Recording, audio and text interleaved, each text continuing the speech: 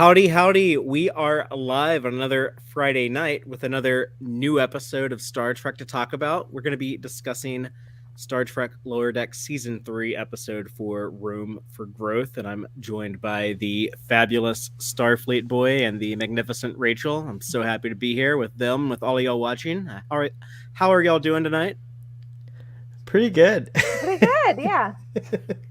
Right, We're having a hot topic debate. Yeah, we're talking not about a debate. It was just like the a hot Enterprise's topic landing branding, which no one likes except for Starfleet Boy. I Apparently, like it. Starfleet Boy, I do not. I cannot. Now we're live. I refuse to talk about it further because it'll take away from this episode.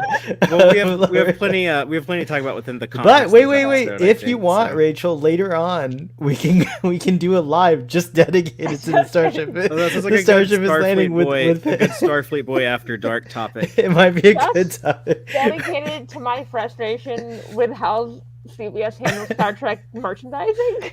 Yeah, we could do a whole stream, and I'd be happy to like host it or go on your stream or whatever. But yeah, we could do that. But I don't want to take away from this gorgeous episode of Lower Decks. This is like a delight to me. It's a gem, Father. This is a gemstone episode. Okay, well, I think we're gonna have some interesting opinions on it, but let's just go ahead and get the show started so we can get into. Oh my gosh, Delta shifters! I am not a Delta shifter, am I? I think you might be. Yeah. Oh no.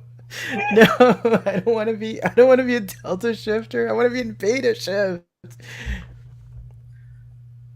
Well, y'all ready? Yes. That was the wildest opening of Tex-Trek I've ever been on. I don't know how to like make a smooth segue into like our intro bit. Like normally we'll just be quiet for a second and let the Okay. All right, intro bit now. I'm Fathery. This is Starfleet Boy. I'm Rachel. And this is Tex-Trek. The Star. Engage.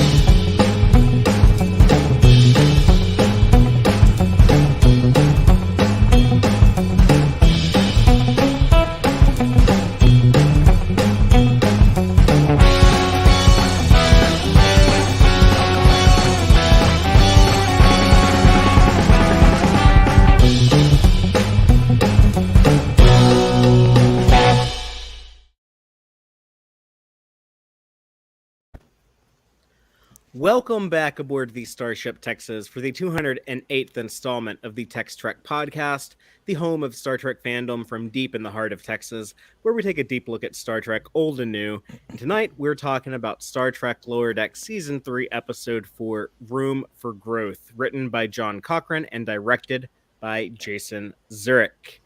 But before we get into that, we want to, as per tradition, thank all of our supporters on the Tex-Trek Patreon. So it's going to include you, Starfleet Boy, but also Cake is Eternal, Gay Clevin Lundstrom, Crazy Dutchy, Joanne Robertson, Quark Spar, and our anonymous supporters. Thank you all so much. And if you are watching this live on Friday, then keep in mind tomorrow we are doing our monthly Tex-Trek Patreon watch-along. We'll be watching the Next Generation episode, A Fistful of Datas, their cowboy episode with Sheriff Worf and Deputy Alexander and Data as pretty much everyone else. So that'll Can be a lot we of also fun. play Trek on the Tube's rap interpretation of that? Yeah, we can watch. I'm actually a fan of that. Okay, I know not everyone is, but I like it. So yeah, we can watch that too. I'm not usually into like I like a lot of rap, but there's some rap I don't like. But and that's one of the ones you don't like. Is that what you're trying to say? Trek on the Tube's rap is pretty bad usubut Well, that one's you heard really it here. good. But No, I'm just kidding. I actually Okay. really like Trek on all of his music. I just had to get a dig in. Sorry. But we'll watch the music video he did as well as the episode, and we do that in the Tex-Trek Patreon, in the Patreon section of the Discord server. So yeah, anyone can come into the Discord server, but if you want to help us out and participate in the watch parties, then you can join the Patreon as little as $2 a month. And we have some more perks if you want to be extra generous, coming in a different tier. But yeah, we certainly appreciate those who support us, and we like doing these monthly episode watches. So always a lot of fun. Speaking of which, Father, I'm also going to further support you by retweeting your tweet, and maybe the audience will do so too, so that you can get more subscribers, so that you can sing "Faith of the Heart." Oh yes. Oh, As everyone knows, my least favorite song of all time. It's the only opening intro that I ever skip when I'm watching anything, because Star Trek Enterprise's "Faith of the Heart." You Yeah, guys, speaking of music videos, he genuinely hates it, and he's hating me right now for doing this. So I'm not going to push my luck. But I would never hate you, Starfleet boy. So very recently, a friend just texted me that she came over and her mom was just watching Star Trek Enterprise, and she was like, "What the hell is this theme song?" And I was like, I can't explain Enterprise's theme song to you. You had to be there. Is it weird? I went from being ago. a total hater to a lover. I think a lot of people did. A lot of people did. Yeah, I hated it. I hated it. I walked out of the room when it came on. We all hated it, and then everyone else changed. I'm the only one who stayed consistent. I once saw someone describe it as Stockholm syndrome. That you just listen to it enough that you end up getting nostalgic for it. No, I will never be nostalgic for it. But yes, if as I agreed, if y'all can get the YouTube subscribers for Tex-Trek up to 2,000 by the end of the year, then I will sing "Faith of the Heart." That's what I agreed to, right? Was 2,000. So no, it was 1,000, and we're very close. Thank you. If you get it to 1,000, then I will sing the song for all of y'all. But yeah, I think that's all the housekeeping we have. So let's just go ahead and get into this episode, Room for Growth. I want to recap it real quick by reading the official synopsis and then kind of expand on that with some spoilers. And then we'll just go around the room and say what each of us thinks about it. But the official synopsis reads: Mariner, Boimler, and Tendi clash with their arch rivals Delta Shift. The Cerritos engineers go on mandatory relaxation leave. So yeah, essentially, Mariner, Boimler, and Tendi, they're in competition with Delta Shift to reprogram the computer lottery to try to get better quarters. And while they're doing that, Billups and Rutherford and the rest of the engineering team are forced to take a break from work. Starfleet engineer's nightmare, apparently, and they get into some shenanigans at a resort, like a resort ship with the captain. So we like to kind of mix up the order for the opening statements. I don't know, Rachel, Starfleet boy, either of y'all want to go first? Just kind of your broad impressions on the episode. You go first, Rachel. Okay, yeah, I really liked this episode. I thought it was really fun. In a way, I feel like we also got to spend more time with our main characters than we often do, just because of how short these episodes are. And I like that a lot of the humor seemed to be a lot of the humor seemed to be based on knowing these characters as opposed to knowing the rest of Star Trek, which I think is really fun to see Lower Deck be able to do that, because it's been on long enough now to do that. Cool. Starfleet boy, what about you? I 100% agree with that, and it was just it was like a sweet episode. They had a lot of sweet moments, and it was fun too. I was laughing. The gags were really funny. I loved Anti-Grav Boy. In fact, I should have changed my little name to Anti-Grav Boy. I did it on Twitter. But yeah, I love that whole gag. And there's just so many gags and all the stress stuff, the Carol Freeman stress stuff. And then this episode was super cathartic, because I've been feeling, stressed out and irritable, and I was worried, and I was going to the doctor and stuff, and I've been feeling sick, having stomach issues. It's too much information, but the gist of it is the doctor's well, you said you went on your own on your business, and have you taken a day off? And I was like, oh, see you later, bye. Enough said. And it happened in it coincided with all that kind of coincided, and then this episode came out, and I was like, oh, okay. I'm very happy that Lower Decks is still relatable to, even though I'm not in a corporate environment, it's still like, I still feel like I'm a part of Starfleet. And yeah, Carol Freeman's outbursts were just making me laugh. I loved it. She Yeah, Don was, Lewis was really a standout in this episode, I think. yeah, she was fantastic. It was like when she's like plucking like the cucumbers out of their armbands and saying like, "What are you? You have no respect for me." Like I was like, "Wow, this is amazing."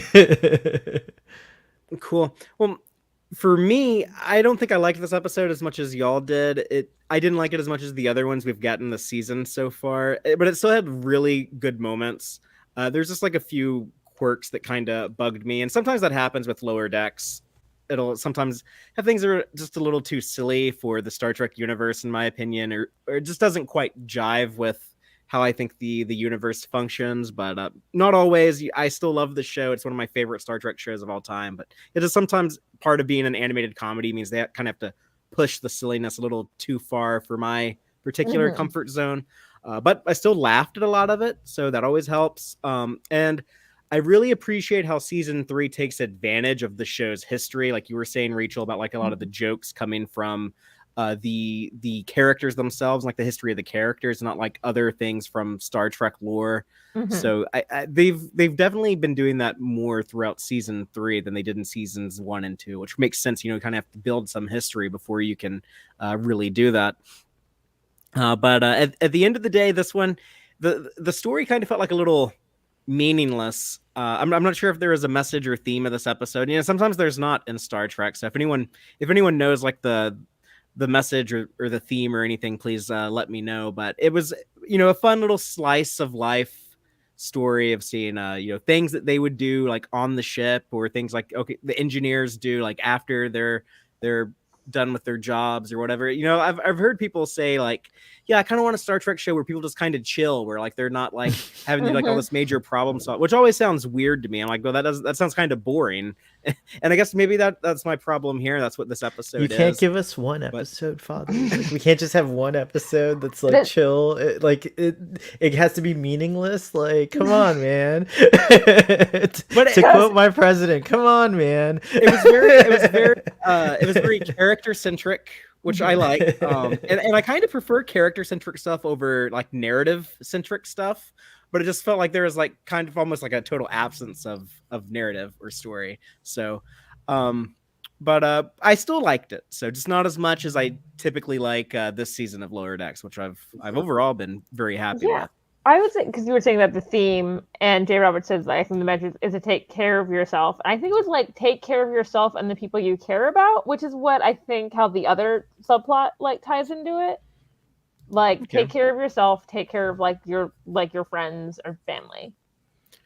Okay, maybe that's my problem. I'm too much of a workaholic, like those engineers. Like I'm always stressed about like, oh, there's like so much work to do. Running the Tex-Trek podcast and YouTube channel. But then like when there's no new Star Trek, I'm like, I gotta do something. I can't just like be idle. I gotta cover something. What am I gonna do? So I think Rachel kind of tipped me off to this idea just now. That like I think this episode is like kind of striking at it's a very thoughtful episode in the sense that like it is showing like different forms of like both stress and different forms of how people enjoy what people enjoy in their leisure time versus what we would think is stressful. Like, so Carol, I call her Carol like she's like my mom's friend or something, but like it's like Captain Freeman. I apologize to those of you who think that's disrespectful. Captain Freeman's like she thinks that's work, and so she's mad, like she's getting mad at them, right? Like, and this is kind of like a problem is like people in like leadership situations, I think I hear a lot, at least in my spheres, and I see this reflected in Lower Decks, like don't always like know what's going on. Like, they think that like it's like a one size fits all kind of approach, and that doesn't really work. And I think that's what this episode illustrates really well. But there are some things that are disturbing that I don't know if you guys caught on to this, but like I don't know how I feel about like 5 seconds in this thing and all my pain and worries and all that stuff goes away. Like, what's happening? Like, like that was kind of scary, and I'm kind of worried. She's probably right to eject that off her ship. That is 5 seconds away from turning into a sci-fi horror. Interesting. Like, and like the fact that this, like, I don't know if Captain Freeman's quite the same right now. Or something. I think it's just like they just like give her like a big bag of weed or something. Like she's just like no, relaxed. Man. That's relaxed all of a sudden. Just chill. It's like if you take like a Xanax or something and you're like just kind of like not well worried then about anything. Well then, like, are the engineers saying like the solution to the problem is pill popping? Like, no, I hope not. Like these are like is that what? Fair. Well, the machine got thrown away at the end. I would say responsibly taking medication for anxiety would not be what I consider. I 100% agree with that. No, I do. But like, I don't know if the engineers. Yeah, well, I'm not sure if the engineers should be like making it. Like, but the doctor on the ship was too busy getting it on. So. And that was Father. You weren't delighted by that whole thing, like. No, I said several times I liked a lot of this episode. I don't know. I won't inflict you with my desire for you to like it the best.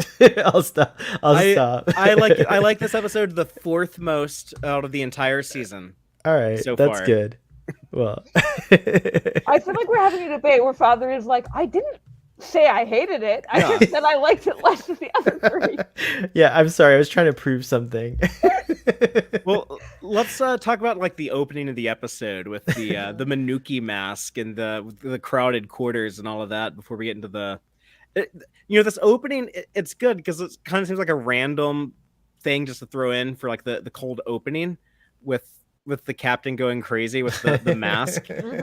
But it really sets up both the A story and the B story because it illustrates like, oh yeah, it sucks, having like these crowded quarters. There's like no privacy, you can't just like close the door when the captain is going insane, transformed by this alien artifact. And also this is what will... Oh, my phone is freaking out. I have no idea why. Sorry about that, but yeah, we could drive if you want. This is also why I think it just thought I was talking to it for some reason, but gotcha. This is also why the engineers are overworked. But we finally get a name for Towel Guy, who's just been walking around the ship in a towel since the first episode. But apparently his name is Fedorov. So there's a little trivia for y'all. Yeah. I completely missed that. Went right over my head. I did like the comment though about could you get a longer towel or something like that. You could replicate a bigger towel. It's like, that's a good point. Apparently he likes, just walking around with a skimpy little towel. Hey, those Dove gowns or whatever were pretty skimpy too. I feel like they were, Yeah, almost looks a little bit like Ilea in the motion picture. Yeah, actually. I loved the way that Freeman was able to just like float down the hall with like shooting the energy ball out of her hand like she's a Dragon Ball Z character or something, and the transformation of the corridor as she was passing. It's one of the reasons why I love there being animated Star Trek, because you can just casually do these really big visuals that would be like a major special effect in live action, but in animation it's a lot easier to pull this type of stuff off. I had this thought. I was like, oh, this is what they thought masks would look like. I like that. I was gonna share. I like your thought better. I was gonna share that. Like, I thought this was cool because we're seeing like the Manuki might be like the higher god than Musaka, because she has like the ability to like fly. Because Musaka just kind of sat around and was being chased. But I don't know. Manuki was awesome. And I was thinking, I recently rewatched Masks for the first time in a very long time because I was listening to a podcast episode and they were talking about it, and I realized I had like blocked out way too much of it, and so I ended up rewatching it, and I was like, this is bad, but I'm honestly having an amazing time because what the fuck is happening?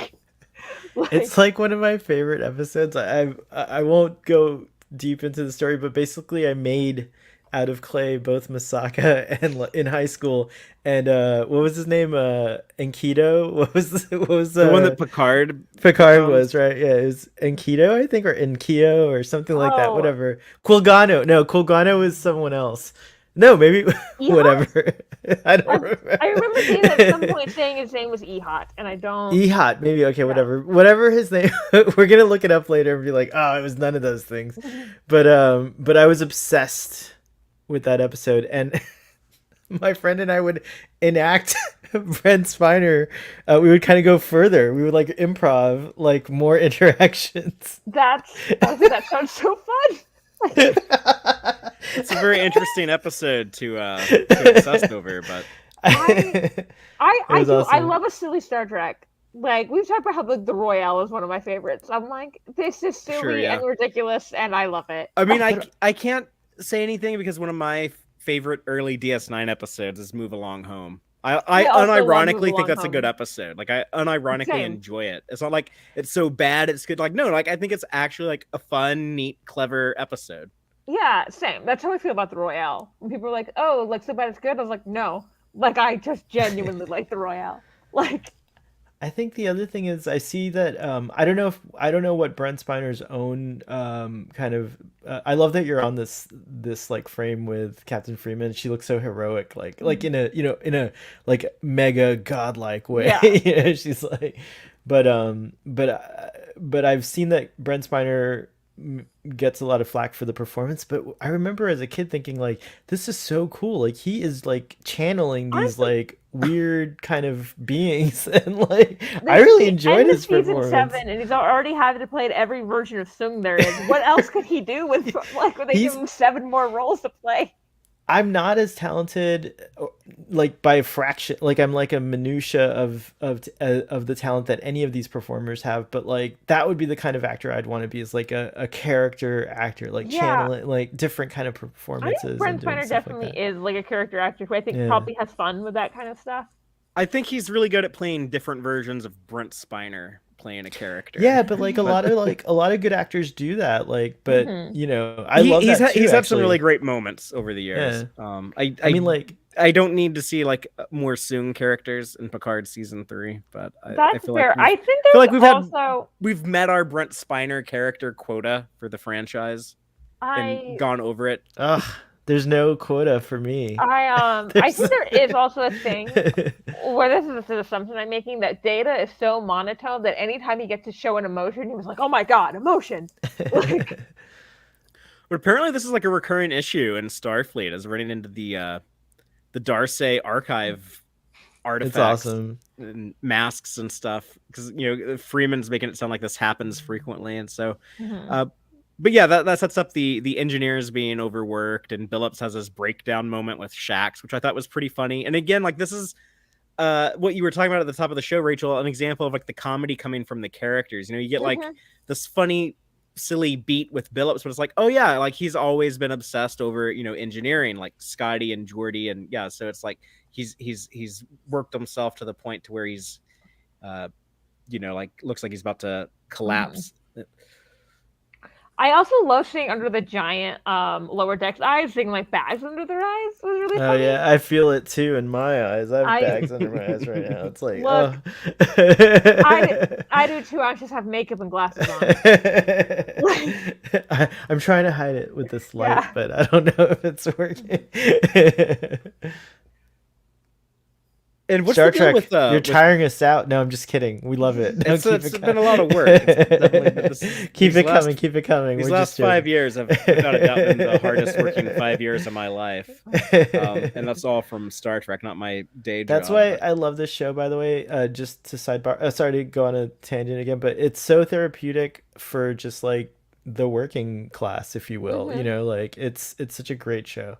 Yeah, a lot of us feel like lower deckers in real life. Yeah, they're totally. This is a very relatable Star Trek in a lot of ways. But what's the deal with Goopy? It almost treats the character, the pet, the little floaty glob thing in Tendi's jar. It's like, are we supposed to know what that is? Like, it almost makes you feel like you might have missed an episode or something.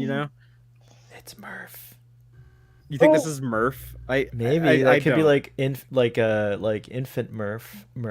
I mean, I guess it's possible, but I think it's more likely.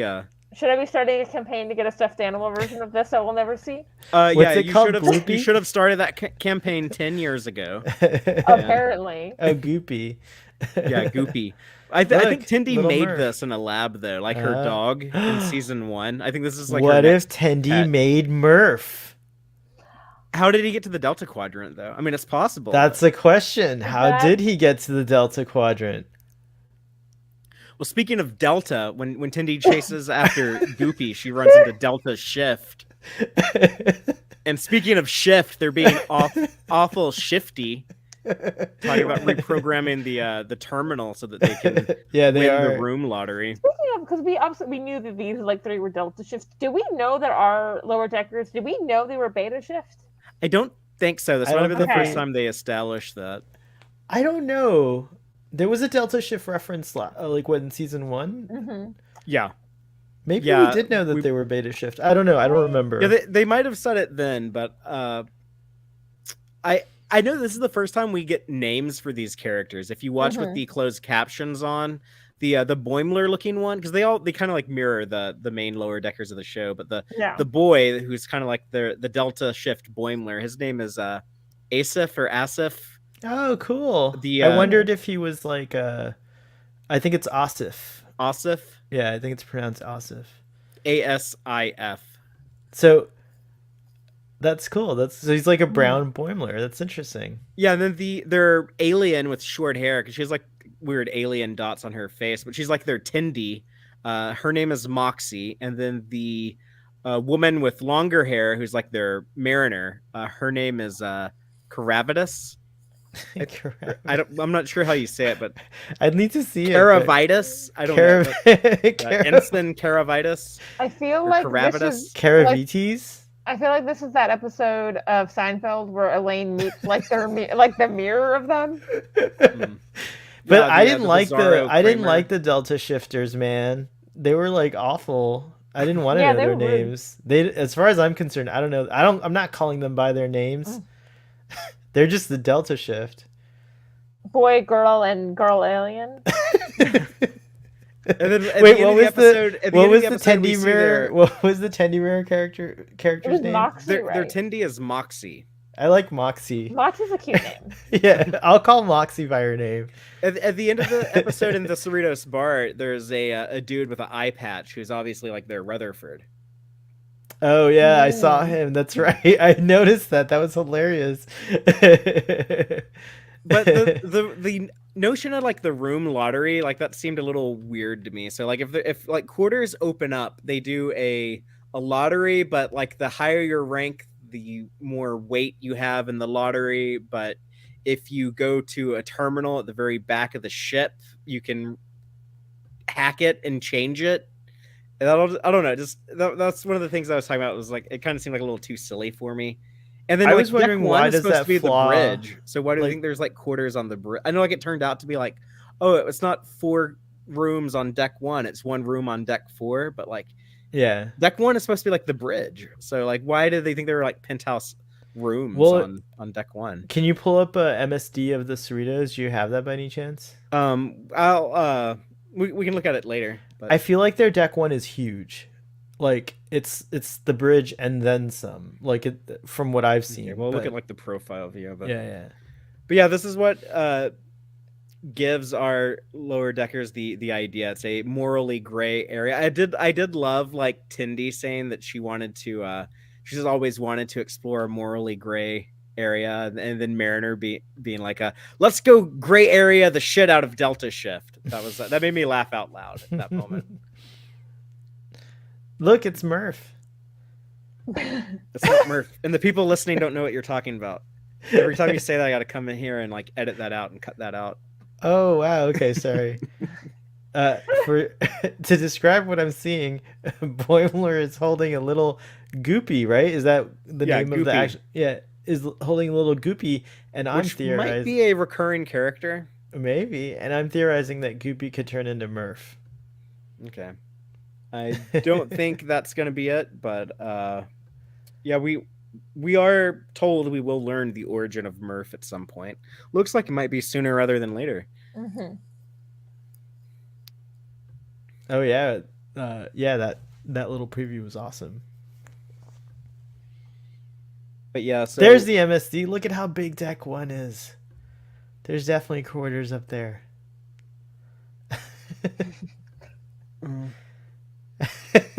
It's huge. I love that you could zoom in like that, by the way. That's amazing. Yeah. It's like, I didn't know you had that power, Father. Yeah, so there might be room for some living quarters on deck 1, but yeah, that I wouldn't have.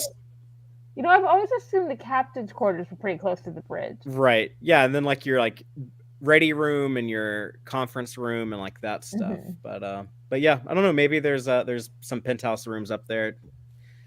It seems a little weird to me, but it ended up being on one room on deck 4, so that's more reasonable. Right. Yeah, that made a lot more sense. Yeah, but we don't know how they mixed it all up, right? They didn't explain that in the episode, I feel like. But that you don't have to. But I'm just curious how they just figured it out. That's a room. Like there was rumors being spread around. Oh, gotcha. That makes sense too. That's perfect. Right. Yeah. So things get mixed up like that all the time. What about this like flaw in the Cerritos that you can reach this access point? This is another weird thing that doesn't make a lot of sense. That? Is that like why would that be like, there? They're like, we have to get there before Delta does, right? It's like, no, right. Whoever gets there last is the one who's actually going to hack the computer in their favor, right? If they go in there and hack it, and they got there before Delta Shift, and then Delta Shift shows up like 2 hours later, then they're the ones that are going to hack it. So it'll be Delta Shift would probably change the access algorithms as a safety precaution. So you have to be there first because you want to lock the next person out. Then why is it locked out automatically? Like that doesn't. The Delta Shift or whoever comes after you would just assume that like, oh yeah, the system like figured out, like they changed it up or whatever, but they wouldn't know. Like if their access codes didn't work, it wouldn't like hurt, you know, like, oh, it didn't work, whatever. But you got away with your trap, and it seems like a stretch to me. I think if it's hackable, it's hackable. I think I answered my own question though. It's cool to build a flaw in that's controlled by like a small whoever last controlled the flaw. Like as long as they're loyal to the ship, that flaw can then be used to, you know, kind of thwart a villain. So I like the idea that like right now Beta Shift holds the keys, so to speak. Well, no, they don't. Delta Shift does, so it's in the bad hands. But we'll have to get it if they locked it out at the end. Maybe the code's just still open. You know, who knows? I don't think Delta Shift are good programmers. They're probably programmers, if you ask me. You use the same terminal to hack your way into the guest list of the party, which I also thought didn't make a ton of sense either. So, but yeah, I think those are like the quirks I was talking about that kind of bugged me in this episode. Yeah, the other episodes of the season there hasn't been much to like irritate me like this. So. But yeah, they decide to go on their shortcut. Doesn't make sense to me that they would have to, you know, like go through active holodecks and whatever. But there are some funny scenes like the Bonnie and Clyde crime play is what they called it, crime play, but with Shax and Ta'ana. What do y'all think of that? I adored this scene. I love this. It like recalled in a cool way because it was very original with the Bonnie and Clyde thing in terms of it's not original because it's like referencing Bonnie and Clyde, but you know what I mean, like as far as holodeck programs go. And I love they didn't just go do Dixon Hill or Sherlock Holmes. They added something new that made sense for these characters. It added something new, but it still felt in the same vein. Like if they would have Dixon Hill and Sherlock Holmes, of course someone's doing Bonnie and Clyde. Right. Bonnie and Clyde from Texas, so there's a Tex-Trek connection right there. So yeah, I love that aspect of it, but I also just like was in stitches with the humor in this part. Like if you know anything about the history of Bonnie and Clyde, I don't feel like you should be turning the safety parameters off. Didn't work out great for them. And then also like just like the intimacy, getting a glimpse into their intimacy, like that was really wild. And she like undresses herself, and she's like, "Oh, you want to like." You know, it's like, look right there. She's like, this is like wild stuff for Star Trek. It's so good. It's so juicy. I mean, we saw Klingon boobs in Star Trek Discovery, so I don't think it was quite that boundary breaking. But I don't know. I feel like it's not. I feel like they can get away with it on aliens more than they can get away with it on humans, even though it's still a human. Like It's true. But also on top of that, Fathery, like I'm working my way through Voyager, and that was one of the cool innovations of the holodeck that they did in Voyager, was to present like a black and white world, like that you could actually like appear monochromatic is the proper term, I would say, right? And so um so you could appear monochromatic in a holodeck fantasy, and I love this like episode because there was an illustration of that when they were going through the access panel, where they started to colorize when they were leaving the parameters of the right. holodecks, like you see it when they come in, and you see it when they go out. right, and it's yeah, exactly. Sorry, you do see that, yeah, twice. So you saw it two ways, and that to me is like a delightful detail that like that shows me that like this animation is, or this team like thinks about like a lot of things like physics and like light and stuff. Yeah, and like the way like, that they use lighting and shading and stuff. Like the just right here, this example like right this, here is like, amazing. The lighting is super noir in this, which is like really cool to see in animation. Yeah, kind of has like that movie, like that cinema glow to it. But yeah, they're very good at that. And there's actually a moment in this episode in particular that made me think like, wow, like the animation in this episode is just always so stellar and top notch. I've been curious. I was like, how serious is this relationship supposed to be? So I was like, oh, okay. So they're like, I read a lot of romance, so like I'm always like, I was like, what is going on with these two just happening in the background? I mean, I think they were just kind of hanging and banging, but it seems like Shax is wanting like a little bit more of an emotional connection and an emotional investment. So I think we're actually, they're showing, they're not telling. So we kind of learn more about it. But yeah, that's also another example of like the character driven stuff that we've been talking about. What's up with the name Diane? Because like Ta'ana seemed like a full name to me, but that's her kinky sex name, or at least that's Boimler's speculation. So her kinky sex name is an homage to Diana Muldaur, maybe? I don't think Diane so. Muldaur? No, I think it's just like a frequent name. Sure if like I was like, is Diana like I don't know. Are they not actually using the names Bonnie and Clyde like in there? Yeah. I mean, some of the aliens in Lower Decks do have human names, like Jennifer being a prime example. Right. I forget who was it. You, Rachel? I think it was. But... Oh, yeah, that was a cool. Rachel came up with a cool like way that maybe some of those like overlaps could happen in the Star Trek universe. Oh well, I know someone came up with that. I knew the like real life version of why Jennifer. Oh, gotcha. Which is that Mike McMahon's wife. Oh well, that Tony Newson just like ad-libbed, "Get out of the way, Jennifer," and then they animated it, and she said, "If I'd known it was gonna be, they were gonna put an Andorian there, I wouldn't have said Jennifer." Like, but now her name's just Jennifer.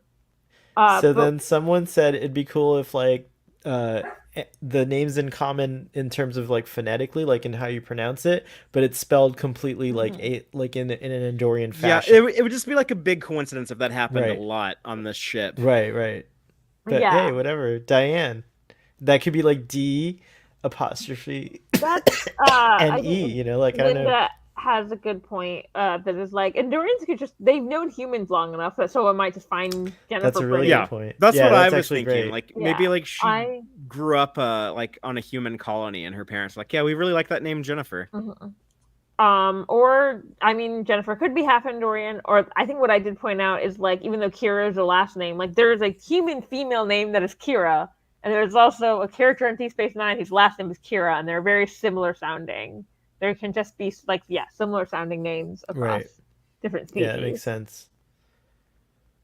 And another example here of like the humor coming from the established characters is the whole joke around like, oh, I'll tell you the story of how I lost my tail, and Tendi's like, oh, I need to hear this, which I never really thought there was much of a story there, but apparently there is, and I want to know it too, but the bullets are flying, gotta get out of there.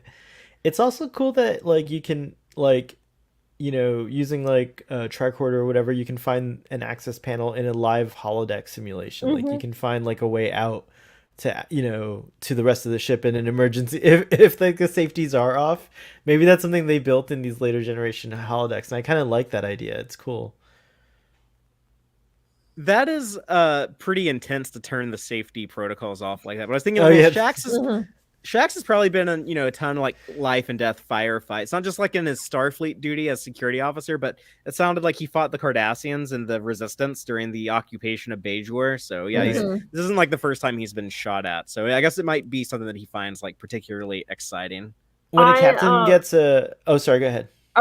You're still going through. It reminds me of an episode of B'Elanna in Voyager. It's reminded me of that. But I'm on season 6. Yeah, but I want to say that is taken very seriously, and I don't know if you've seen that Starfleet Boy, so I don't want to spoil things for that. I think what you're thinking of is, I think it's Day of Honor in season 4, but yeah, it's where she's doing the skydiving with the safety protocols turned off. So yeah, there is a precedent for people doing this. It's frowned upon in Starfleet, but like people reaction do it. where they frown up a lot of doing it is like, absolutely not. You're getting your holodecks permissions taken away. As if I were, captains have like when they give you the keys to the starship, you get to set like all the master protocols, right? My master protocol would be like that only the captain can authorize the safety protocols to be turned off. There's no way I would allow. The engineer would be able to override that though, right? Like they're always like hacking the computers and stuff. That's true. To be fair, usually they turn off on accident, and they're like, that would be mutiny, because I would have a talk with my engineer. It's like I'd be like, the CEO of a company. I need to know about all instances of safety protocols being requested to be turned off on this ship. Is that clear? Like the CEO of a company. The line must be drawn here. could be like, I'm the only one who has access to our computer systems, but then the IT department would just be like, yeah, okay, whatever. So throw that engineer in the brig. Okay, now security, you're like Marcello. Security.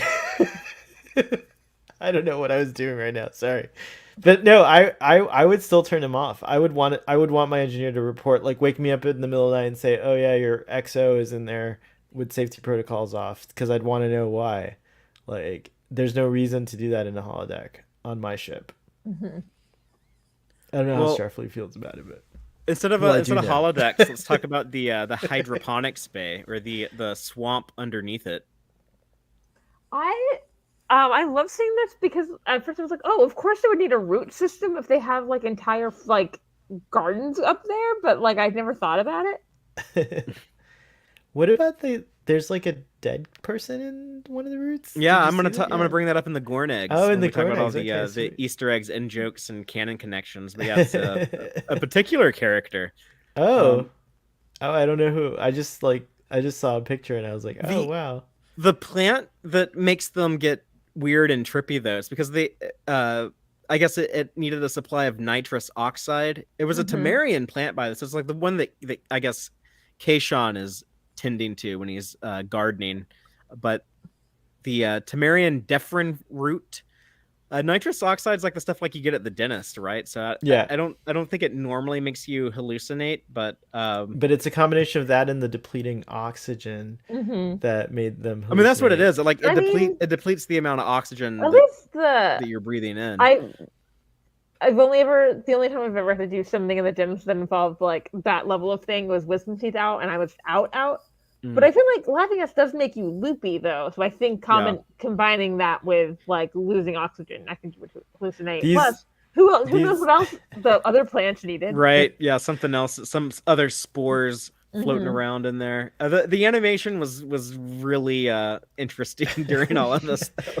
I think this is one of my favorite sequences in all of Star Trek. Like this part was so crazy. It's so crazy and funny, and just when you see what they look like when the hallucinations, like when you see them from like Tendi's perspective. Yeah, Tendi's perspective was like that sealed the deal. But look at that. Look at these. A jump cut from insanity to what is actually happening will always make me laugh.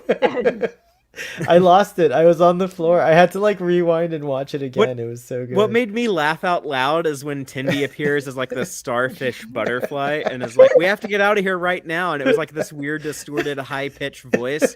But then like when Mariner mocks her, it's like also in like a weird, distorted, high-pitched voice. Like just the audio experience of that was just very humorous. It's hard to describe. Humorous, yeah. And then when you see what it is, because I think you mentioned this at some point that you were saying like it feels like they're playing off each other more that I'm like, that really felt like, yeah, she heard like what she said and mocked that. I was like, how did she hear what she said though? They don't record together.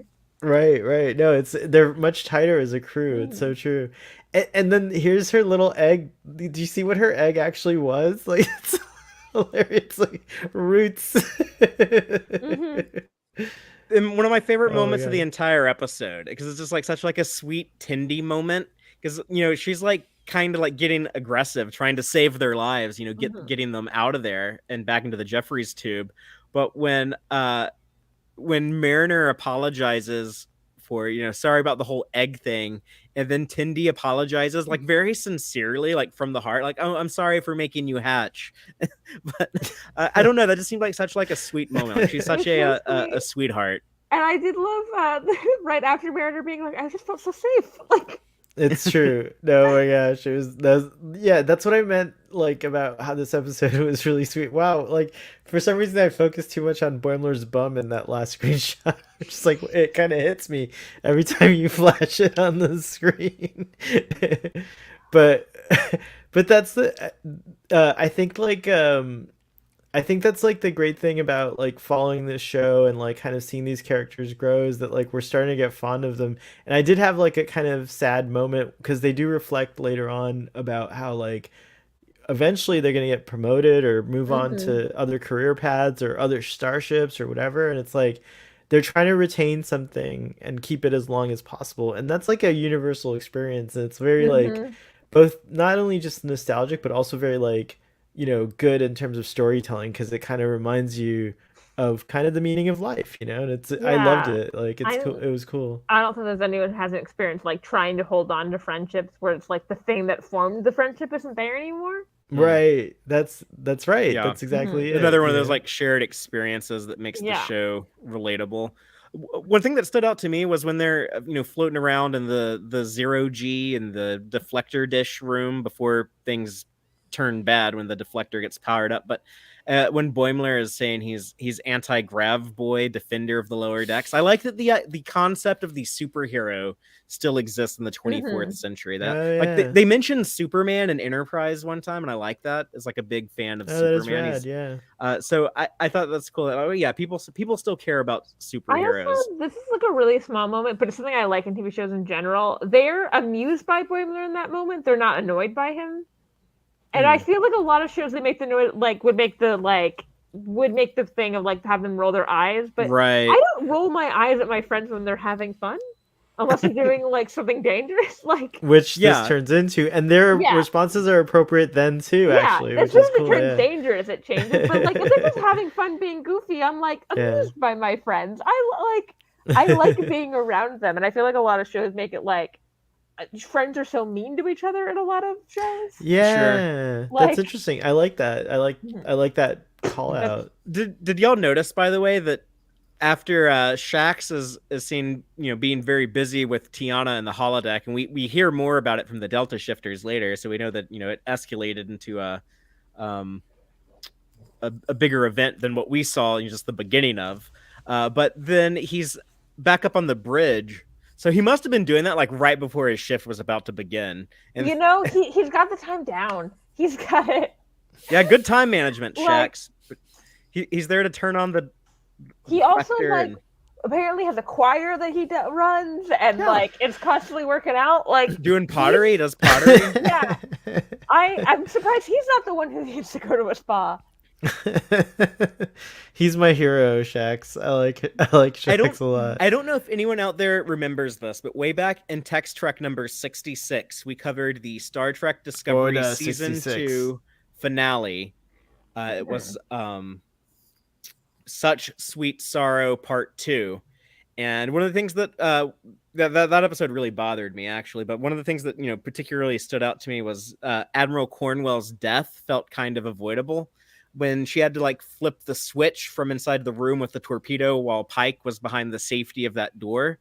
And I said, like, if I was Pike or Cornwell, I would have been like, hey, let's take our clothes off, wrap them together, make like a long tether, stand on the other side of the door, and then use the tether to pull the switch, which sounded like kind of ridiculous if you try to picture that visually, what it would look like. But that's exactly what they do here when the deflector gets turned on. Tendi and Mariner they take their clothes off and tie them together to rescue Mariner That's from. awesome. Rescue I feel like Boimler that is from the definitely one of those deflector. things that you can get away with animation that is much more ridiculous if you try to do it in live action. Yeah, it would look silly to do in live action. Also, it would feel. I'm not saying I'd be mad about it, but it would feel like it's just someone trying to gratuitously get Anson Mount's shirt off, which I'm Yeah, not against that sure. personally, but It does happen. It happened in season 1 of Strange New Worlds. and I'm grateful for that. But here we get to see Tendi and Mariner in their underwear without Noah Wells or Tawny Newsome having to actually take. I don't know. Yeah, Maybe they did strip down in the recording booth. Maybe they were doing some method Nudity acting, and but I doubt it. and scant clothing is par for the course on Lower Decks. We've got it Well, Star Trek in general, right? and Star Trek in general. Yeah, it's Go true. watch some of the episodes of the original series and look at the wardrobe there. So it's nothing new.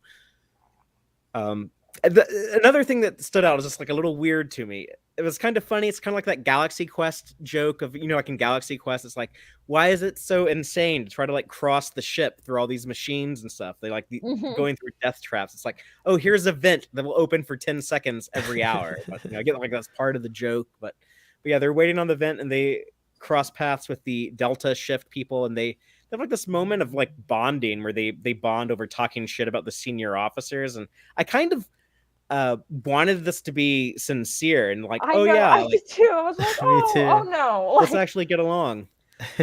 However, but it's you know what? Look at Delta Shift. They lost their boots. You can't trust officers that let lose their boots. Like, it's a rule. They were probably like swimming through the Manuki water, right? I mean, Yeah, like I know. try swimming with boots on. I've done it. It's not a great time. I'm the most disappointed by Moxie because she seems just like as friendly as Tendi, and I thought, oh, that's cool. Like, there's another person like Tendi.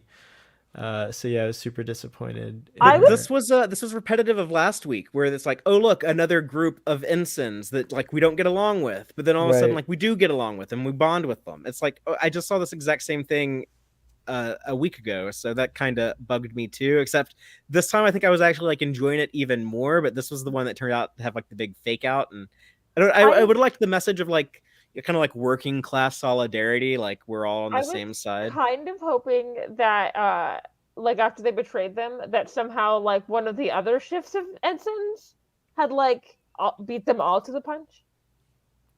That's cool. Yeah, if someone else had gotten in there. I don't know if I minded seeing it again. I think it's a good message to show like working, folks having solidarity, fatherly. So like, and I do like the. But then they undercut it here. Yeah, but that's kind of also cool, like, because you got to be careful, like, so it's neat to like teach kind of like sometimes when you see folks come in without boots, like maybe there's a reason their boots were taken, like I don't know, but but you gotta like ask questions, and I think our lower deckers were a little too trusting, and they gave a little too much of their heart into the situation. But that being said, I enjoyed like so much hearing their heart's desires. Like, I love when they were imagining that like they were gonna get a room together. Like, how would you welcome people in? And like, Boimler's like, enter, yeah, friend. I would say it like Riker, but like I like that it's a reference, but it makes sense. Like Picard says "come," but like right, I guess but Riker says it because Picard Picard says it like that. But I guess like Boimler actually served with Boimler would have heard Riker. it on the Titan. Yeah, exactly. Right. Yeah. So it's just a cool little touch like that, and then also Tendi's welcome was so delightful. I'm like, I want to welcome people that way. Like that's like the coolest way to welcome. If I knock on your door, you'd be like, "Enter, friend." I would enter, friend. You'd be like, it's bothering. Fuck off. Not at all. But for whatever reason, maybe. just like no, I'm just kidding. The animation in the scene really stood out to me. Like, there's like this really subtle moment where the Delta shifters are like walking to the other side of the room, but the camera is on Mariner and Tendi and Boimler, and you see like their faces pan over to the left, like they're watching the Delta shifters, and just like you got like such like a sense of depth to it. It's just like really impressive animation. It's just like those little subtle things like that really stand out. It's such a well polished show. They go the extra mile. No, I want to say Joel. That it reminded me of that too, where he was saying it reminded him of Speak Friend. It reminded him of Speak Friend and Enter. From Lord of the Rings. Oh my gosh, I'm almost caught up on the latest episode of Lord of the Rings. Just FYI. He's gonna cut this out. Sorry. Yeah, we don't talk about that Jeff Bezos shit on here. I really no, I agree. Like the animation just keeps getting better and better and better on Lower Decks. 100%. Every season, like the ships get more like complex, but it retains. What I like is that it retains the kind of core style. Like it's never like I never have stopped thinking it's Lower Decks. Like I've never Yeah. thought like, oh, this is too far. You know, like the refinements every season are like just wonderful. Like things like the water. The water has more texture. Reflectiveness. Like just I call it atmospheric. So I don't know what it's actually called, but the background artists are like superb. Like the backgrounds look just as well painted as like the foreground, and like well thought out. Actually, like these are backgrounds that could easily turn into actual sets for a live action show with very little. Like you're basically getting the concept art and you're like, oh, here, this is what you can build, and it's very easy, like it's cool. I love it. we hear about Churro Livia here, Yeah. Captain Ransom's churro wife. That's so gross. We don't know So if that's gross. real or not. It's real. There's It's real. They scene showed it at the end of the episode. They don't show it. But they show something that might support the theory that it's real. I hope it's not real, because that's another thing that seems like a bit too silly for Star Trek for me. But I get, animated comedy needs silly stuff. A friend of mine on TikTok made a video like making kind of like referencing that, and then a different friend of mine who only sees Star Trek content because she follows me saw that and asked me, "Can you explain this?" I was like, "Please don't make me." I don't know how to explain this without making Star Trek seem insane. Like, I don't know that like what Ransom does with Churro Olivia, but I believe he keeps it refreshed, whatever he does. I do believe he has a Churro. I'm not putting it past his character. He's probably. I think it would actually be funnier if they never confirm or deny it. But knowing the show, eventually we'll actually see Churro Olivia. How many normally churros if they set did he order? 30 some odd churros? I think it was like 25, but if he's in an unmarked bag. If he's like with a couple other folks, you could eat. Oh no, the rumor. But what I'm saying is, it's reasonable that he could be like getting 35 churros. Maybe it's not for Churro Olivia. Maybe it is. It's just an ugly rumor. Yeah. But he also he goes down to like the Lower Decks cafeteria to get it, so that makes it look a bit shadier too. So yeah, why doesn't he do it in his room? He has a replicator, I'm sure, right? Yeah. That's true. Oh, good point. Let's transition over to the B story and talk about the Dove. We're running a little behind schedule, so I won't be able to go into too much detail on it. But yeah, the resort ship, which is ran by Taz the Adosian. What's funny is I'm not familiar with the animated series, so I did not recognize that alien species from her. But she reminds me of an alien specifically from Lilo and Stitch. The like alien that was like she was like a chancellor or something. Oh. And I was like, I know it's not that, but the vibe is there. I feel like. There's a lot of familiar aliens on the Dove. One of her crew members is a Bajoran. There's this gray dude that I feel like we've seen before. And then some of the people being treated. There's an Endurian in the puppy room, and the mud bathroom. There's a Gallerite, I think, from the very first episode of the show, Second Contact, the pig people with the spider cows. There's also like a dude from the planet that got taken over by the Jeffrey Combs computer.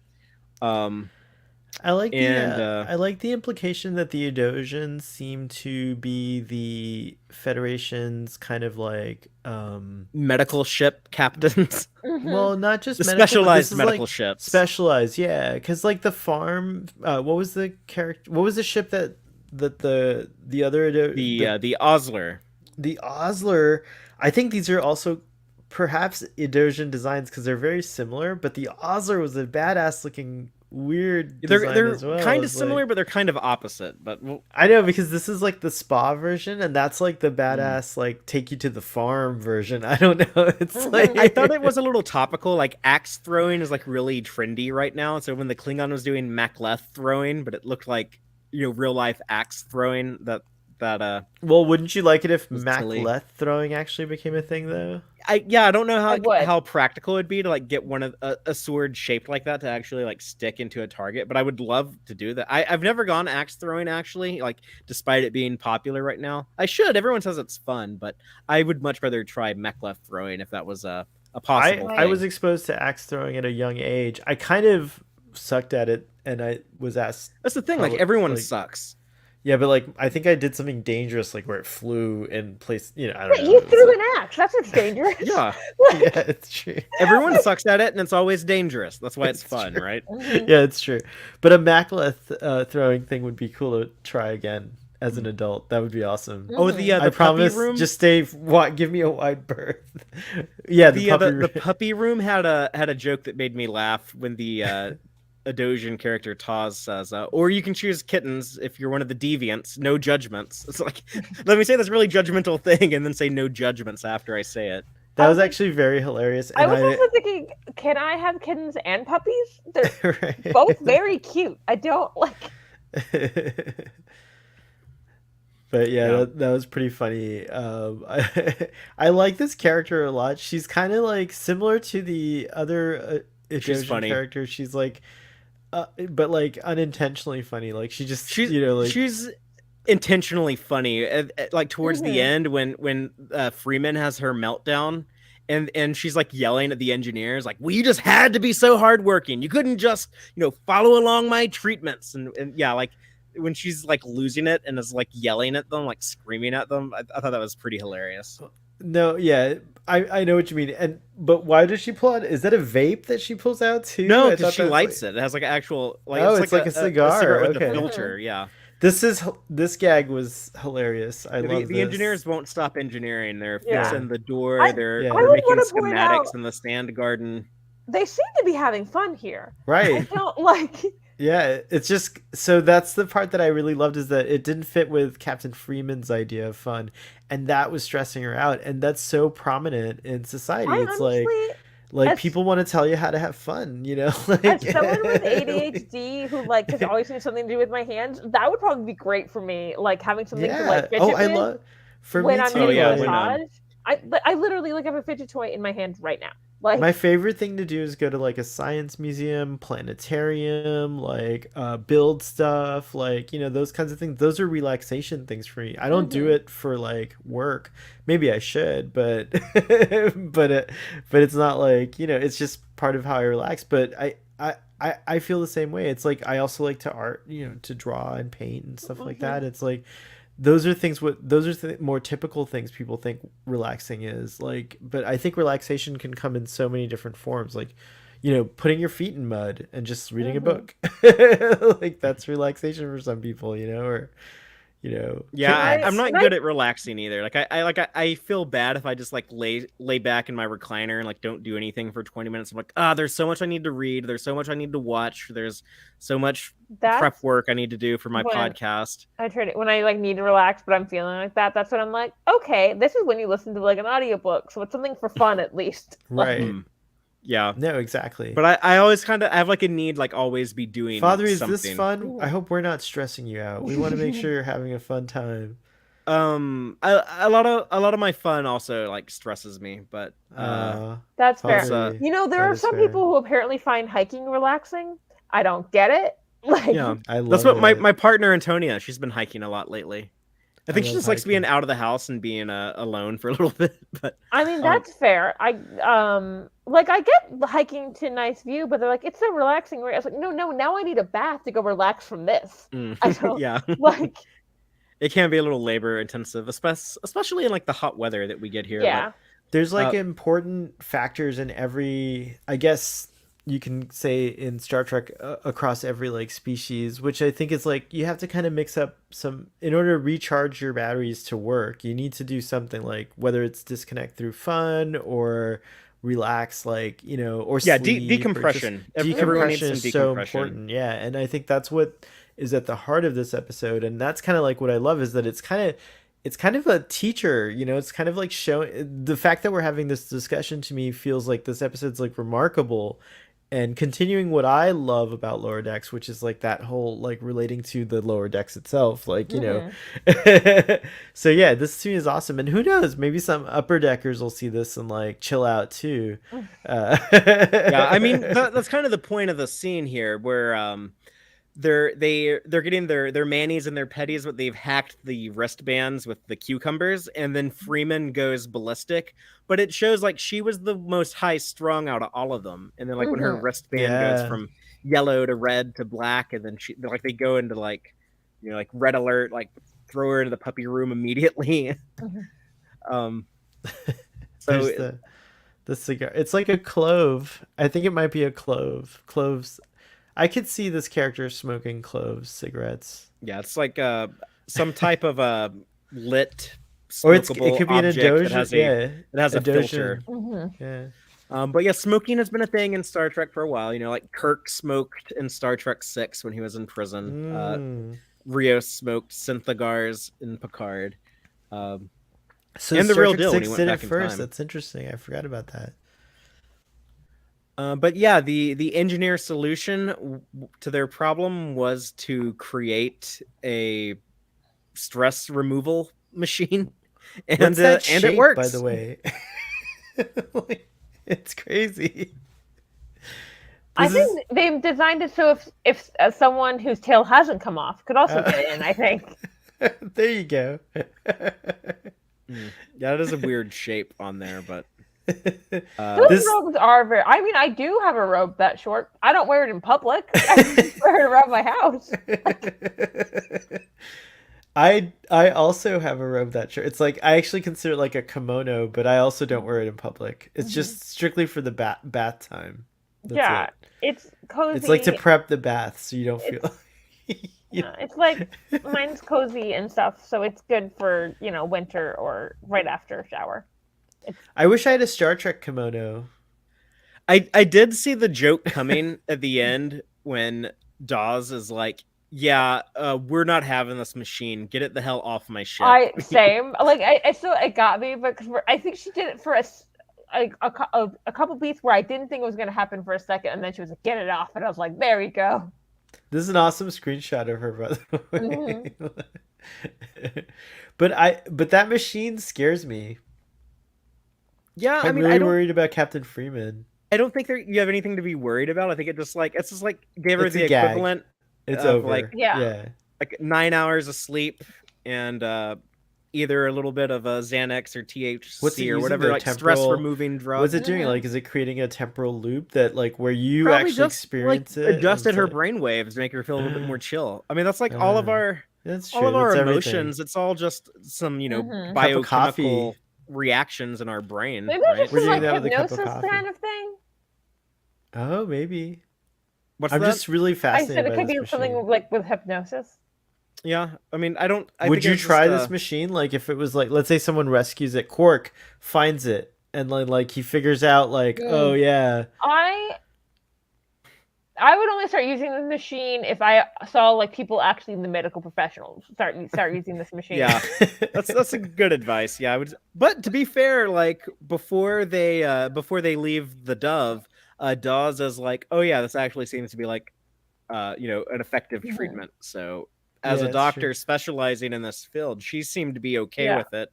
And then she's like, no, this is going to put us out of a job, so we have to get rid of it. Although I was thinking, I was like, you guys don't need money. Why do you like? I know, like, if this is really your passion, if this is really like your life's goal, then you should welcome this device, you know. But they chose the sillier option here. Which, maybe maybe Adosians bugged me a little bit. Maybe Adosians just like are so specialized that like it's almost impossible. Maybe their motivation for like destroying is not like a monetary based one, but it's like they're so specialized that it's hard for them to like. Yeah. You think Eric's is like that in the animated series? You think like I live to be navigator on a starship. I would die if I could no longer perform my duty. Isn't he like so good though? Like isn't he like an expert? Like maybe once they choose, once they choose choose like a specialization, they're like hardcore locked to it or something like that. I don't know. That's like me. I'm a lover, not a fighter, man. Like I'm locked in. let's talk about like our big ending with Boimler finds a way to the terminal by following where the Manuki water was running, and then boldly, literally leaping before he looks, when he dives down there. And Mariner brings up the point, oh yeah, this bold Boimler thing is not sustainable. So they're reminding us of the overarching plot with Boimler. But yeah, we reach the terminal room, and then they decide like, well, we don't want to move into like just one room, have one of us move away, and then we'll be separated. And yeah, we won't be on the lower decks forever. They foreshadow this was Tendi becoming a bridge officer, Mariner being kicked out of Starfleet, and also Boimler, like he might die. So it makes me wonder if we'll see any of those possibilities happen in the future. I feel like there's a backup Boimler. They actually could kill him, and there's like the other Boimler come back. Gosh, that is horrifying. I feel like we'll see a timeline of that, but that won't be like what actually I don't want to lose Prime Boimler. I love Prime Boimler. No, don't do it. Star Trek, don't do it. Yeah. I liked Will Boimler a little more, honestly. So I'd be fine. I'd be fine if we got rid of Brad. No, I'm just kidding. He seemed a little mean with his like tricking Brad into taking the demotion, which I still don't understand why he needed a demotion, even if they had to move him off the ship. Yeah, that made no sense at all. Like, do you have like an ensign quota? You have to have like X number of ensigns on the Cerritos or something. Like that was very weird. It's like, no, we just really want to hit the reset button and get them back from the Titan. So Star Trek only recently started like being really kind of in. I guess I don't know. It's hard to say. Like my impression is that Star Trek doesn't like to kill off heroes often, but it does happen. Tasha, it happens. It's like it happens. Spock and Culber, but they came back. Yeah, they all seem to come back. Yeah, it's like the death. Sometimes they stay dead. Every now and then. It's true. And like actually, Spock as a character does have a full arc and death on screen. So. Well, not on screen, but because we see his second birth. No, we see we see his Genesis birth as well. He goes from like practically an infant. We see it all on screen. Like the Spock that dies in the Kelvin timeline is the Spock that was resurrected in Star Trek 3. So we see him from birth. We don't get to actually. But we don't actually see his death. We don't actually get to see his death. Oh, right. I see what you mean. I see what you mean. To be fair, that was because of real life issues. I think if they could have, they would have given us that scene. But I think announcing a death is like. Okay, I mean, Spock could still get resurrected further, but I think it felt real. I mean, that's what happens, in real life. Like it's exactly. I just got the news, so and so died. Like we normally aren't like there, like actually like watching the life. But interestingly, because of Star Trek V, we actually see Spock's actual birth through that Cybok thing as well. That was just like a recreation dream. That's what I mean. Also a deleted scene of Spock's death from the Kelvin universe, Star Trek. Oh yeah, they were supposed to do a Spock's birth for some reason as well. You see Winona Ryder give birth to him, but they cut that out. It because they realized it had to go in front of the Kirk's death because he's older than Kirk, but that was such a good opening that he was born 3 years before Kirk, so it ruined the flow of the show. I'm just glad they were that concerned with the continuity stuff. I'm glad it wasn't like J.J. Abrams wasn't just be like, who cares? Let's just do whatever we want. No one's gonna notice. Because they easily could have gone that route, but because then it did become weird because you only end up seeing Winona Ryder with like a fully adult man, and you're like, why did you cast Winona Ryder as this fully grown man's mother? And they're like, we had her give birth at first. Because then the rest of the movie you have her like walking around with like a gray streak in her hair to make her look older. It's like there was like we see her younger in a deleted scene. But anyways, we have another one of those. Kind of what you were talking about, Rachel, like the comedic moment of the swamp when we go from like the acid trip to what Tendi is seeing in reality, kind of like that smash cut type of editing. We get that again when they're like, we're not gonna try to get this room. We'll let the Delta shifters take it and, you know, break up their friendship. Then we get to a smash cut of them celebrating. The Delta shifters figured out the solution. Like, oh, we can just all four move into this one room, use it as our personal party room. And then what was funny about this is Rutherford showing up. Like, what the hell? Like, y'all screwed up. Why didn't you do this? Like, no, the obvious thing. And then the dialogue when I think it's Tendi who is like, you know, we were trying to just stick together, you know, one for all for one for all. And Rutherford's like, yes, that's the definition of one for all, one room for all of us. Like, why didn't you do it? What's funny is near the beginning of the episode when they're like setting up the premise, I was like, why don't they have them share rooms so they can fit more instant to get people out of this goddamn hallway? And then I was like, oh, whatever, continue on with the episode. And then they were like, one room, and I was like, sure. Maybe they're not allowed to share the room? Oh, god damn it. That was the solution? They should do like the lower deckers on the Enterprise and Strange New Worlds. You know, we see Uhura sharing a room with three other people. Still, it's still better to share a room. It was three or just two other folks? It was three to that room, I think. I think there were three people. There were like the two guys that freaked out at the lamp, and it seems like there was someone else in there. Maybe there's only three of them. Maybe it was just her and there's two dudes. But I felt like there were like 4 bunks. Have a couple of roommates then sleep in a hallway. It is interesting that like because Enterprise D didn't seem to have bunks, but they're surely there. Enterprise D was such a huge ship though. I think there's actually room for room. They did have roommates because in the episode Lower Decks of TNG they talk about the junior officers having roommates. I don't know if they were like enlisted people that had like hallway bunks, but given the size of that ship, there was plenty of room for everyone. Actually, it kind of doesn't make sense that there were roommates at all because that ship is really, really big for 1,000 people. I assumed that they mostly had roommates because they often had like missions where they were like with dignitaries and stuff, and they're like, we need to have a certain number of rooms available for that at all times. Yeah, we have to bring on like this ambassador and his staff, but also this other ambassador and his staff. And it's amazing how massive the D is. I still am unclear as to the size of the Cerritos compared to like say the D, but I have to go back and watch Trek. I can show you some of those those pictures that have them side by side. But Cerritos is actually pretty big. Yeah, that's what it feels like. Certainly feels that way.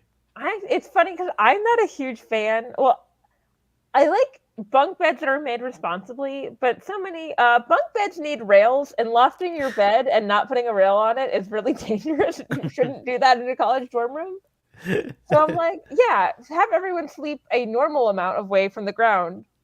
And so honestly, for my own like personal like headcanon, I was like, they have force fields when they go to sleep, so they can't just roll off of it. Inertial dampeners that kind of hold them in place or something. Yeah. Because otherwise, if you're like, they have weird shifts. If they're in a sleep in the middle of a battle, they're just gonna roll the fuck off, right? Like, fly across the room. Yeah, I'd never thought of that, but yeah, you're absolutely right. Yeah, and that happens on the Excelsior a lot. I had like they get thrown. I have like I don't think it's a weird fear, but I do have a weird a weird fear of like falling off a bed that is lofted. Oh no, that's not a weird fear. But to the fact where I like didn't want to loft my like dorm room in college, and people were like, "You'll have so much more room." And I was like, "But they won't give me a rail." That's not a weird fear at all. You can get really injured from falling off of a bed at that height. Yeah, that's never something that I thought to worry about. But yeah, I fall off my bed often from dream. Like sometimes I'll flail around, and I fall off often. So it's my bed's always pretty low to the ground, just because of that. So I couldn't deal with it. I don't think I've ever fallen off of a bed, but I think I haven't done that in my adult life. But I did it enough as a child and have me worry about it, I guess. Starfleet Boy flails. Also, that's one of the reasons it's hard for me to like sleep with other folks in bed because I flail. So I'll kick you. And it's nothing personal, but it happens sometimes. Yeah, I wouldn't want to sleep in a bed with you. See, thank you. I was keeping it on Pumpkin. Apparently, her brother broke his collarbone falling out of a top bunk as a kid. Damn. Yeah, that's dangerous. It's dangerous. See. Well, the end of the episode, we get Ransom replicating the churros that we've already talked about, looking super shady and. I don't know if you have any final thoughts on this one before we go into the Gornegg section of the show. I know I've been saying this every single week for the last 3 seasons, for the last 2 seasons of Lower Decks, but this is my favorite episode of Lower Decks so far. I'm not sure No, my favorite episode of Lower Decks is I don't so think far, it's I but no. Now that I think about it, it's not maybe not my favorite, but it's so good. It's just this one high was up really there. good. It's really good. It's like I like it in a different way. I like that I was like, oh, it's just like hanging out with the characters, which I've grown to really love. That Adosian, the swan, right? No, sorry, the dove. The dove. The dove. It looks cool. It's just cool like mental ship. health in the original series is always represented with Actually, the dove, that's right? true. And Yeah, Dagger really of the Mind point. or Whom Gods Destroy. So. I would say like this episode in a way reminded me of like the episode Lower Decks, and that I feel like I was actually like following all the Lower Decks people, and there wasn't actually like a big Starfleet thing happening. Mm-hmm. Well, and look at all those ships there. There's an Andorian ship. I forget what else, but yeah, it's cool. It's a great episode. It's a cool episode. I think that'll do it for our breakdown of the episode, but I'd be curious to hear what our audience thinks. If anyone has any final thoughts they want to chime away in the comments, the live audience, but I'll just go ahead and go into the Keep on Puppin reminds it's not better than Wage Dish. All right, fine. It's not. It's like that episode is so good. It is so good. It's true. That's one of the best do of the last few years. Do I need to rewatch all of Lower Decks? Is that what I know? I feel like I have to go back and rewatch and just re-rank every episode. I did rewatch the first 2 seasons right before season 3. Man, like that second half of season 2 is so damn good. It's just like banger after banger after banger, but I can't tell what they're building up to. This is a wild season. I feel like they get me every season, but like, do you all have any idea? Like, do you have any like? Besides the fact I know they're going to Deep Space Nine, no. Like, oh yeah, that's still. Oh my gosh. Yeah, it's 2 weeks. We're 2 weeks away. I Father, are you gonna do like a huge thing? Like, are you gonna do a special? Not think about it. I like. I think every show we do is special. So. It's I like that. I wish I had more Deep Space Nine merch I could bring out, but there is no Deep Space Nine merch. My Deep Space Nine model is put away nicely in a cabinet. Yeah. I'll bust out the Eagle Moss of the Deep Space Nine. Yeah, that's all I have, and then I have a runabout. Oh, where's my runabout? Because I had such trouble finding like a model of the Defiant I liked. When it's not Christmas, I just have my Hallmark ornament sitting up there. There you go.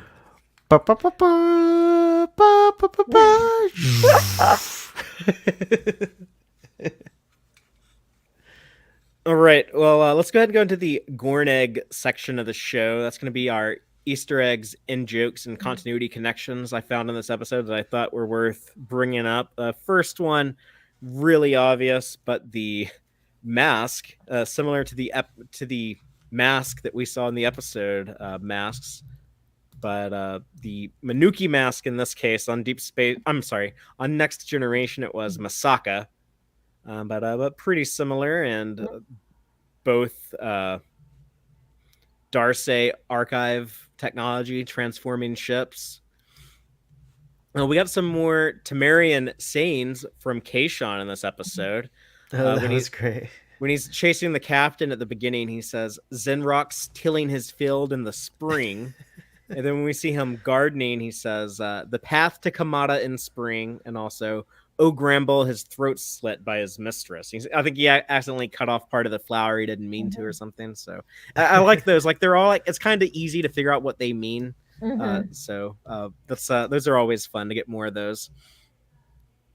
Mariner, in reference to Delta Shift, says, how are they even in Starfleet? They should all just join the Maquis. So I think that's the first mention we've had of the Maquis in modern Star Trek, or it might have come up on Lower Decks or something earlier. But yeah, that's yeah. So then I was trying to figure out. I was like, what year is this? Is the Maquis even still around? Right. Yeah, this would have been like a few years after the Dominion wiped them out. Yeah. However, Sisko does say back in season 5 of DS9, he says it's possible there's some Maquis survivors out there, so they could still be out. Rick Berman made them put that line in there in case they ever wanted to use the Maquis again. So Oh, who knows? I like that.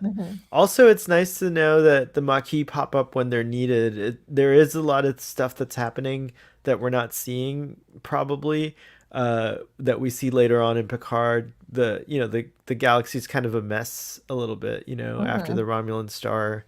Well, that hasn't happened yet. The No, I'm Romulan saying star there's hasn't. just like I'm just saying like that happens, but there's a lot of stuff like there's just like infiltrating like Starfleet, all these things. Maybe I the guess, Maquis become the Fenris Rangers. yeah, Yeah, that that would be would make cool. sense. That would be cool. Yeah, Uh, something like that. we talked about earlier the design of the Dove, how it kind of echoes the Osler, also commanded by an Edosian. But that was the ship we saw in I love that ship Much so Ado About much. Boimler. But yeah, they're kind of similar, but they're also like kind of opposite. Like they're one has like a tall spike coming out the top of it, the other's like coming out of the bottom. Yeah, they're both kind of like a long cylinder with like a nacelle on both sides. One looks a lot friendlier and is like light colors. The other one is like menacing and dark colored. So they definitely kind of evoke one another. They feel like opposites. It'd be cool if like Edosians were also like master shipbuilders and they just like are able to design the wildest ships, and we always see a cool Edosian ship. I love the interiors of this new ship, by the way. I forgot to mention that. It's like I love how it like they designed the hallways to be very spacious and like with these like I don't know, it felt like you're on a hospital or something like that. Like it was really neat. It didn't feel the same, as like sorry, I couldn't mute. I apologize. Father's gonna have to edit a lot. The beauty of live entertainment. I know. I apologize. Edit my sneeze out from earlier too. Sorry. It's all good. I was like, can I do it? Can I mute and not splatter everywhere at the same time? I don't think. I had that thing where I was like, oh, I'm not gonna sneeze, and then I sneezed. But I just mean it would be cool to see more Edosian ships, and hopefully they're all like interesting. And we don't know if these are Edosian ships. They oh, sorry, you're right. I am making an markings, assumption. But I'm assuming they're Edosian ships. Maybe someone will let us know over there on the Star Trek side. The Mekla throne I talked about earlier. This was a lot of fun. You actually see like one of his targets. He has a tribble target. He's been throwing dock tags at tribble. But there's also a dummy of the insect man that was in Worf's workout program that we saw in the Next Generation, and also in Deep Space Nine. Sometimes he fought Skeletor, sometimes he fought the insect man. But yeah, we first saw that in the episode where Silence has lease way back in TNG season 2. I forgot about these cool characters that Worf fought. That's awesome. Yeah. Yeah, the bug dude and Skeletor. It's also interesting how like the Klingon, like the Edosians, like he's really been in there much longer than he's like meant to be. And right, it's kind of like in the Deep Space Nine episode Blood Oath when Quark had to go to Odo because he's like this drunk Klingon core, like he won't get out of the hollow suite, like he used up all his time and he just stays in here like battling and he won't come out, and what am I supposed to do? So yeah, kind of tied into that as well. Starfleet Boy, you mentioned earlier how the black and white holodeck program was something that we saw before in Star Trek Voyager, but yeah, we had the Captain Proton program first seen in the Voyager episode. Oh, we do see them in color, like Night, right? I forgot about that season 5 premiere where it's like that's right, passing through the void. Yeah, super cool. And then later you get the photonic beings or something like that. Yeah, in Bride of Chaotica, but it pops up in multiple episodes. Right. The backstory on Tiana that we don't hear, that they just kind of tease and then cut away from. She mentions she served on the Algonquin. So I always like pointing out the new ship names we get for the Starfleet ships. But yeah, Algonquin, that's a tribe of First Nation people up in Canada. That's right. Natives. In the swamp under the Hydroponics Bay, there is a skeleton of someone dead. And that really bothered me the first time I saw it. I was like, wow, like people just like die on the Cerritos. That is grim and dark and I don't like it. But then when I zoomed in and saw that it was one of the Dupplers Oh I was no. okay with it. I was like, yeah, there's duplers like just But it makes duplicating all over the sense place. now. At Yeah. least it makes sense. Those Yeah, like duplers one of them got like pushed down into here and like couldn't survive. uh But yeah, if you're looking at the video, this is an image from Trek Core, And so thank you, also, Trek Core. it also makes sense why no one noticed. Yes, right. yeah, it made perfect sense. So I actually was okay with that. That poor dupler, I hope they bury him though. Or whatever I don't think duplers anyone do. noticed. I don't think anyone noticed. They didn't So even see. I didn't even notice They till I were watched it the second time. they were literally hallucinating. Oh, that's Like, right. Yeah, they were seeing all kinds of shit, Starfleet boy. if That they did dupler see ain't it, going nowhere. You're right. if they did It's see a true. dead Duplo, they're like, I hallucinated a dead Dupler. The Wow. floating around in the deflector dish room, that was reminiscent of the sweet spot we saw a Oh little yeah, bit that's in right. Star Trek Enterprise, where Mhm. the gravity was a little wonky in the center of the ship. And then the story of Ransom being transformed into a caveman, very reminiscent of a time in the Next Generation where we saw Riker, the Next Generation first officer, transform into a Neanderthal looking dude in Mhm. the episode Genesis. That's right. And then the last one I got is that computer terminal room that they're trying to get to. That is a very similar room to the sensor maintenance room that we saw in the Next Generation episode Lonely Among Us. I believe that is the only time we ever Oh, look see at it. that. But yeah, it's very similar design. Wow, I Mhm. love it. And that's all that I got on the Nice Gorn corn eggs. eggs, But Father. Mhm. Those were thank cool. you. No, It's you always fun to always hear notice what. stuff that goes right over my head. But I Yeah, love well, it. I love it when I see it. It's so cool. Mhm. it's a lot of fun. Lower Decks always sneaks a lot of stuff in there. So, but I'd be curious to hear more of what people listening think about this episode. So please give us some feedback. You can comment on YouTube. You can reply to my tweets on Twitter. You can sound off on the Tex-Trek Facebook page or join the Tex-Trek Discord server and talk to us there. We have links to all of that in the description, however you're watching or listening to this. But I have just a few things from last week. We're low on time, so I'll try to be quick. But these are just some from Twitter talking about last week's episode, Mining the Mind's Mine. But Joanne Robertson said, I loved the Tendi storyline the most, although I got a giggle out of them not really explaining what was happening with the mines. The situation is resolved, but we really don't know what was wrong. But yeah, I agree with that. I like the Tendi stuff. Jay said, in my opinion, I feel it was the weakest of the season. However, the bar is high and it's still a good episode. I'll be having nightmares about Klingon clowns with batleths for weeks. Tom Casey, who I got to meet in Vegas, so hi, Tom. But Tom said, it was good, not as good as the others before it, but you can't hit a home run every time. So yeah, I actually like last week's was my favorite of the season. This was my least favorite, so I can tell I'm kind of a different opinion than a lot of people. Steven Guku or Steven, I believe, but he said that was his favorite last week's. Springtime also liked it, said it was good. Laura Dupree said every time Ta'ana gets to be a mentor, she shines. I hope they Mhm. delve more into that side of her character. So Laura, I'd be curious, what do you think of the Ta'ana stuff in this episode? And yeah, so if anyone has any thoughts they'd like to share on room for growth, please sound off. Again, a reminder, if you're checking us out live on Friday, we will be doing the watch party tomorrow over in Discord for the patrons. Also, if you're watching us live, I think Boatwreck is doing a live stream tonight, so please go check out Boatwreck if you want some late night fun. And otherwise, we will be back next week to discuss Lower Decks Season 3, Episode 5, and be on the lookout for some Prodigy talk coming up. I believe that's October 27th, and then Picard will be back February 16th. We're going to sneak some DS9 stuff in there, the beginning of the year in 2023, so lots of Trek on the horizon. Until next time, as always, live long and prosper, y'all.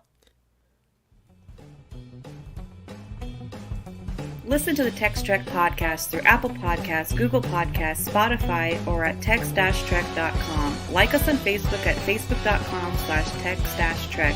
And follow Fathery on Twitter at TXTrek. Please support us by liking our videos and subscribing to our channel on YouTube. Thank you.